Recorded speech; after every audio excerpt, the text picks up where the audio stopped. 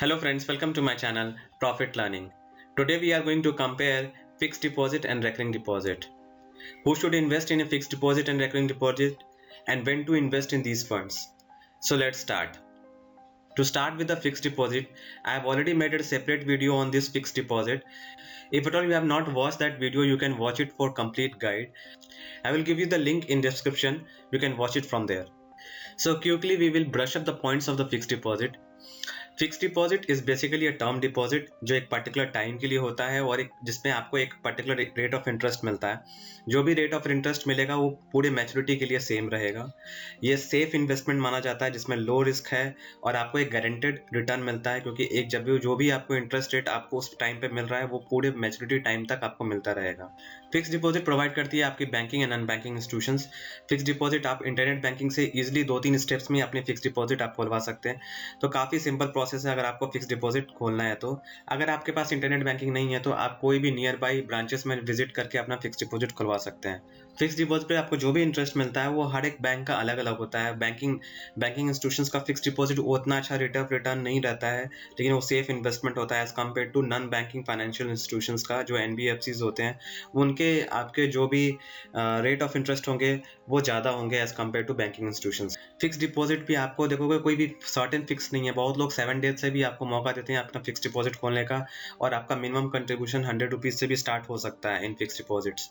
Fix deposit में आपको जो भी इंटरेस्ट मिलता है वो समय के साथ ज़्यादा होता है। जैसे हो सकता है कि आपका अगर ड्यूरेशन अगर 1 ईयर का है और 2 ईयर का है तो 2 ईयर का इंटरेस्ट रेट आपको जो मिलेगा फिक्स डिपॉजिट में वो ज़्यादा होगा as compare to 1 year.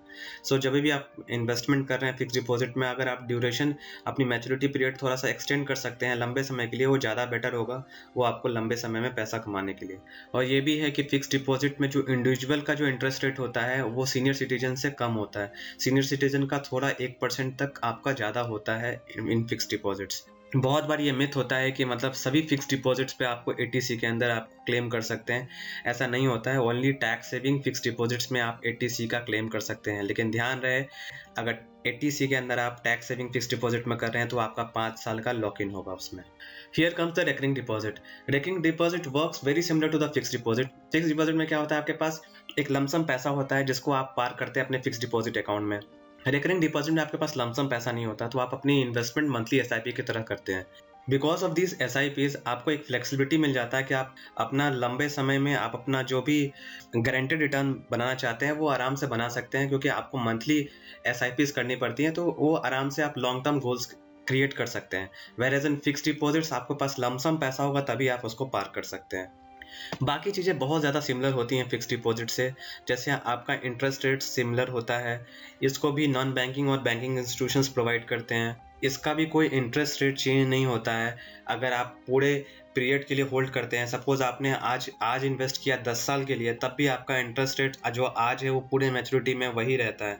So fix deposit का जो वर्किंग है वो works parallel with the recurring deposit. Fix deposit में क्या होता है कि आपको प्री मैच्योर विड्रॉल नहीं होता है, उसी तरह रिकरिंग डिपॉजिट में प्री मैच्योर विड्रॉल नहीं है। लेकिन अगर आप मैच्योरिटी पहले से विड्रॉ करना चाहते हैं इन केस ऑफ इमरजेंसी, तो आपको 1% का पेनल्टी देना पड़ता है। पेनल्टी के चार्जेस वो बैंक टू बैंक डिफर करते हैं, लेकिन वो कॉमनली हम देखते हैं कि 1% का पेनल्टी लगता है। सिमिलर टू FD, आपको RD भी आपको लोन की फैसिलिटी देता है जो approximately 80 to 90% of your fix deposit amount होता है।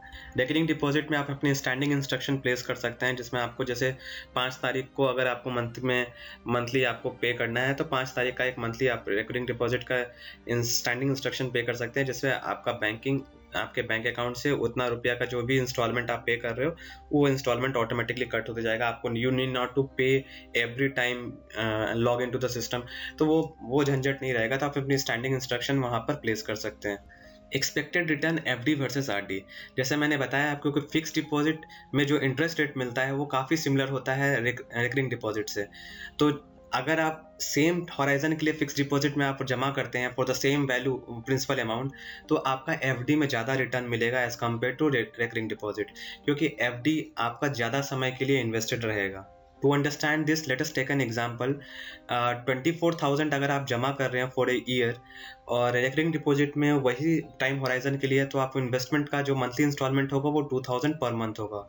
और अगर हम एज्यूम करते हैं कि 9% कंपाउंडेड क्वार्टरली है, इसका भी 9% कंपाउंडेड क्वार्टरली होगा, तो यहाँ पर आप देखोगे फिक्स डिपॉजिट में जो रिटर्न बन रहा है वो 2234 हो रहा है और रेकरिंग डिपॉजिट में 1195 बन रहा है। क्लियरली एज देख रहे हो कि जिसमें ज़्यादा आपको रिटर्न मिल रहा है 1039 रुपीज़ का।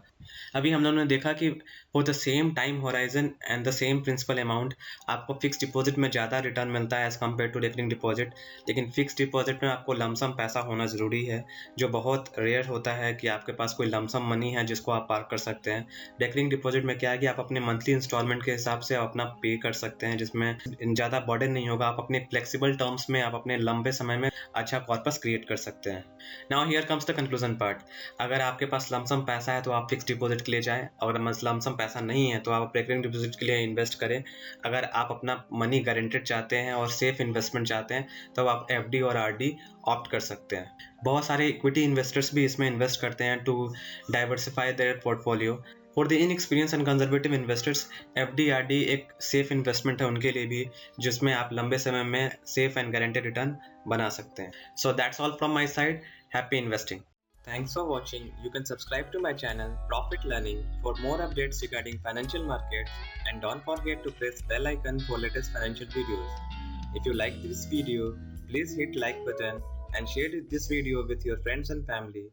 Do write in a comment section for feedback, clarification or any suggestion. Happy investing.